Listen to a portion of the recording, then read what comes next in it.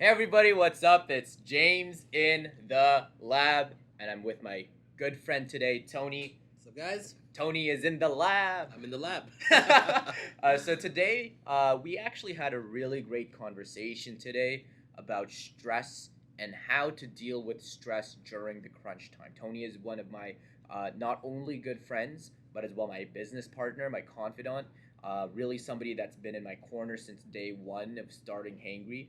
And so it's just a pleasure to really introduce him to the world. I think the way we're going to start this off, I'm going to let him introduce himself and kind of what he's done in the past. He's been in the industry, I guess. Okay, wait, do you want me to introduce you or do you want to introduce yourself? I'll get right into it. Okay. So basically what it is I've been in the fashion and hair industry for a very long time. I'm an award-winning hairstylist by trade. And from there, I eventually got into photography. And I've been published internationally as well. And met a whole ton of people. So I've been actively in the industry for about 18 years now. And from there, I got into events. So I've managed to get myself into a position in the pageant world as a national director for Miss Asia Canada. And I've been running that for over 10 years. And those that are in events will tell you that when it's crunch time, when it's time of the show date, it gets really hectic and scary at the same time. Okay, so my first question then, because you kind of opened it up for me, what's been the most stressful time? Like which first of all, which event or which show were you doing? Was it Miss Asia Canada or whatever the heck it may be? What was the most stressful time in your life? Like which event? If you can name one, While running events, the main thing is with any event, okay? When you have a large audience, as obviously you're stressing out over the content of the show.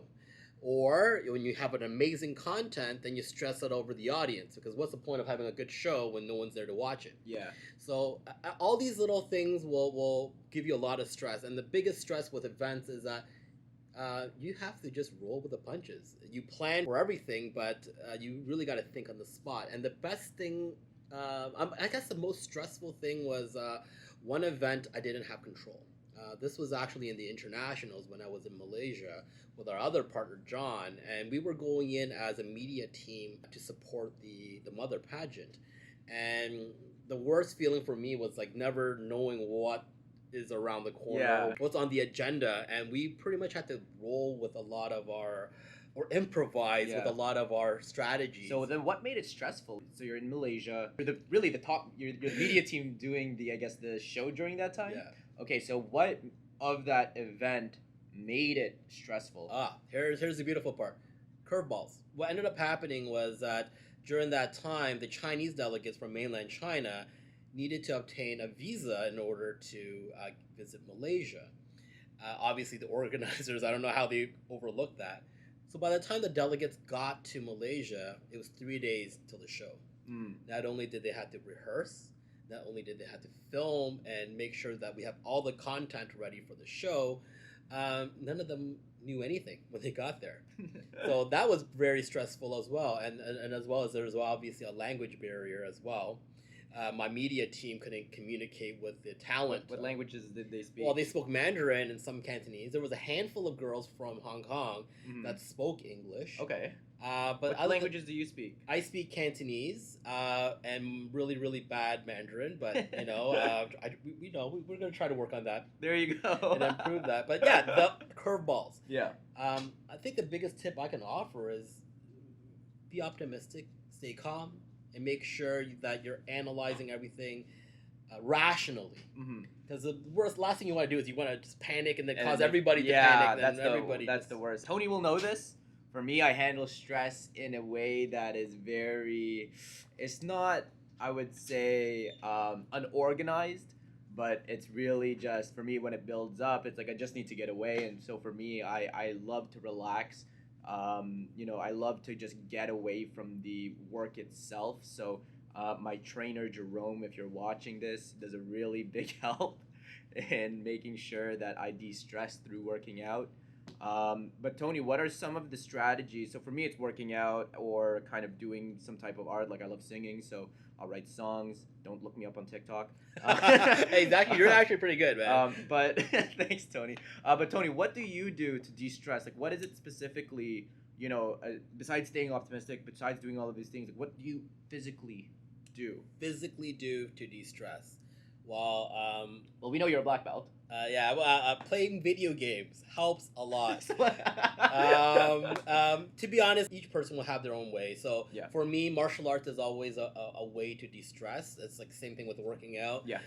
You just take out all that energy and you transfer it to something else, and maybe get a good workout out of that.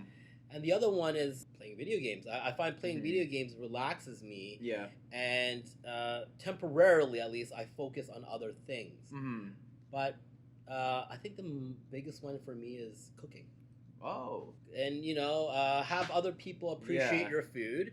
Yeah. And seeing them being satisfied brings me joy. Yeah. I think that's one. So I guess that's probably why you cook for us at the office all the time. I just don't like cleaning. Yeah? So one of the things that you mentioned that I wanted to kind of own in on is optimism.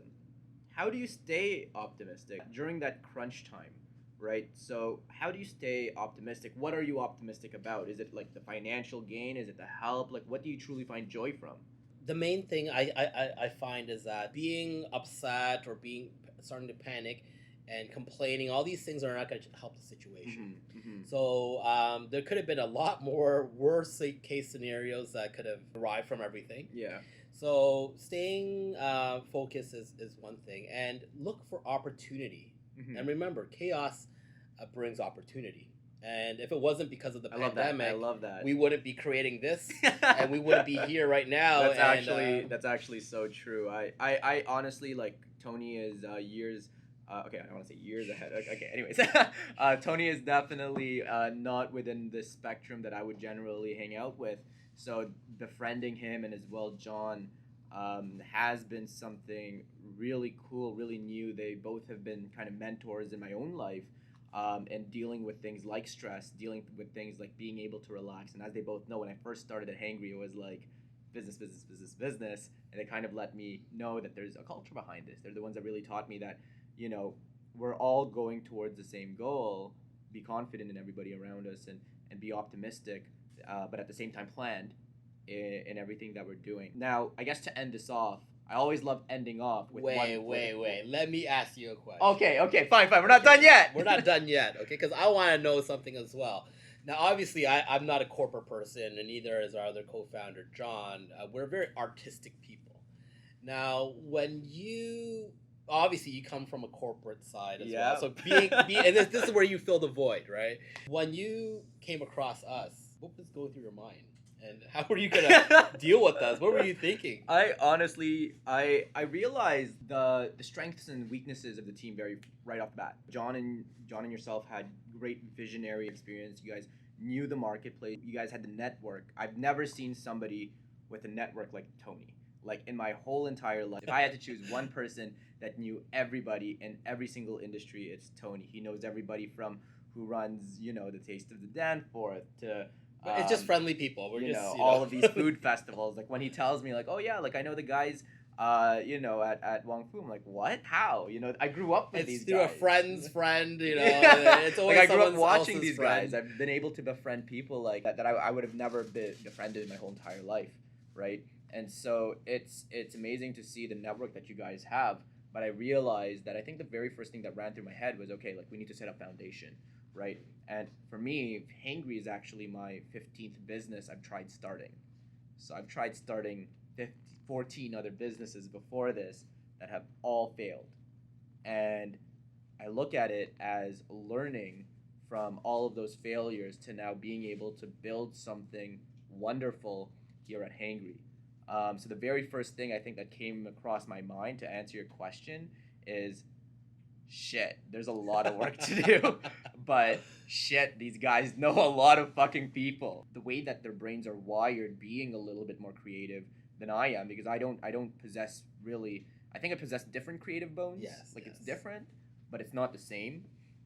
It allows us to bring out the best in each other. Yes.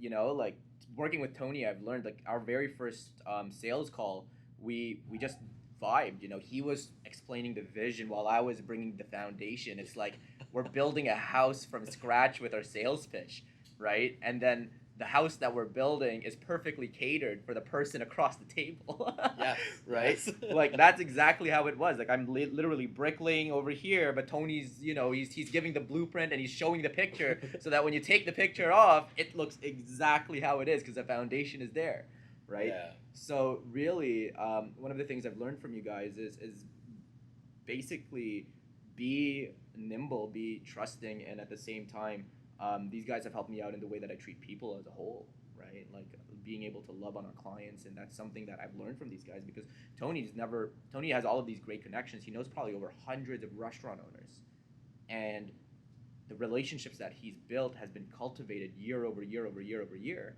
And now it's like, let's help them, right? Let's help your Yeah, network. really want to do that. Does that answer your question? That answers my question. And, Okay. and thank you for tuning in. Make sure you tune in to more James in the Lab. Thanks, guys. Tony. James in the Lab, guys. Thank you. Have a great day. Bye.